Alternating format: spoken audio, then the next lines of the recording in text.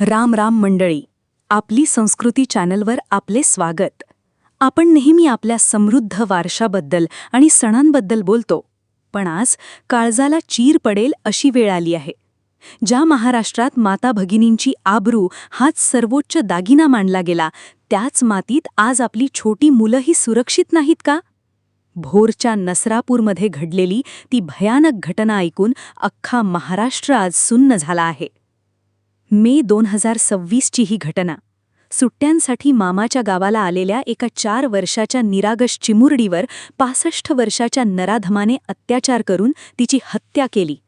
केवळ दगडाने ठेचूनच नाही, तर पुरावा नष्ट करण्यासाठी तिचा मृतदेह शेणाच्या ढिगाऱ्याखाली लपवला. ही क्रूरता कुठून येते? आरोपी हा सराईत गुन्हेगार असूनही तो जामिनावर बाहेर कसा फिरत होता?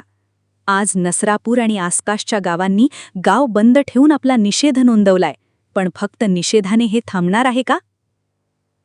केवळ लहान मुलीच नाही, तर मोठ्या महिलांनाही भोंडूगिरीच्या जाळ्यात ओढलं जात आहे.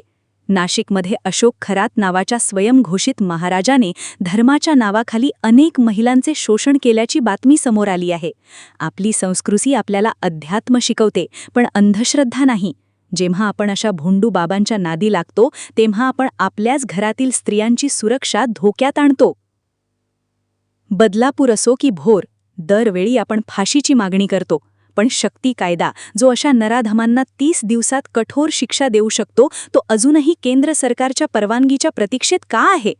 महाराष्ट्र सरकारने 112 हा इमर्जन्सी नंबर दिलाय. महिलांसाठी सेफ ट्रॅव्हल मोहिमा राबवल्या जात आहेत, पण गुन्हेगारांमध्ये कायद्याचा धाक निर्माण होणं सर्वात गरजेचं आहे.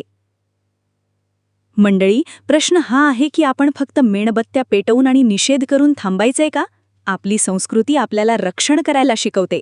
परिस्थिती सुधारण्यासाठी आपल्याला काही ठोस पावलं उचलावी लागतील.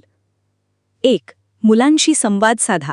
आपल्या घरातील लहान मुलांना गुड टच आणि बॅड टचबद्दल सांगा. त्यांना कुणी चुकीच्या पद्धतीने स्पर्श करत असेल तर त्यांनी न घाबरता आपल्याला सांगावे इतके विश्वासाचे नाते तयार करा. 2. तंत्रज्ञानाचा वापर. प्रत्येक महिलेच्या फोनमध्ये 112 इंडिया हे ॲप डाउनलोड करा. संकटकाळी हे एक बटण तुम्हाला पोलिसांशी त्वरित जोडते. 3. गाव सुरक्षा समिती. जसे आपण सणांसाठी मंडळ स्थापन करतो, तसे आपल्या भागात महिला सुरक्षा समिती तयार करा. गावात संशयास्पद हालचाली दिसल्यास लगेच जाब विचारा. 4. अंधश्रद्धेला बळी पडू नका. कौटुंबिक समस्यांसाठी कोणत्याही ढोंगी बाबांकडे महिलांना पाठवू नका. आपली सतर्कता हेच मोठे संरक्षण आहे. मंडळी, ही वेळ फक्त हळहळ व्यक्त करण्याची नाही, तर वाघासारखं जागृत होण्याची आहे. आपली संस्कृतीने आपल्याला स्त्रीचा सन्मान करायला शिकवलंय. आता तीच संस्कृती आपल्याला तिचं रक्षण करायला सांगतेय. लक्षात ठेवा, जर आज आपण शांत बसलो तर उद्याचा इतिहास आपल्याला गुन्हेगार ठरवेल. तुमची एक सावध नजर एका मुलीचं आयुष्य वाचवू शकते. भोरच्या त्या चिमुरडीला आणि नाशिकमधील पीडित माता भगिनींना न्याय मिळवून देणं ही केवळ सरकारची नाही, तर तुमची आणि माझीही जबाबदारी आहे. तुम्हाला काय वाटतं? 1. अशा नराधमांना भरचौकात फाशी देणारा शक्ती कायदा तातडीने लागू व्हायला हवा का? 2. नराधमांना जामीन मिळणं पूर्णपणे बंद झालं पाहिजे का? तुमचं मत खाली कमेंट बॉक्समध्ये नक्की मांडून आपला संताप व्यक्त करा.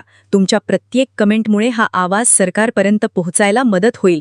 हा व्हिडिओ शेअर करा, जागृत व्हा आणि दुसऱ्यांनाही जागृत करा. सतर्क रहा, आपल्या लेकींची ढाल बना. पुन्हा भेटूया अशाच एका महत्त्वाच्या विषयावर. धन्यवाद. जय जिजाऊ, जय शिवराय.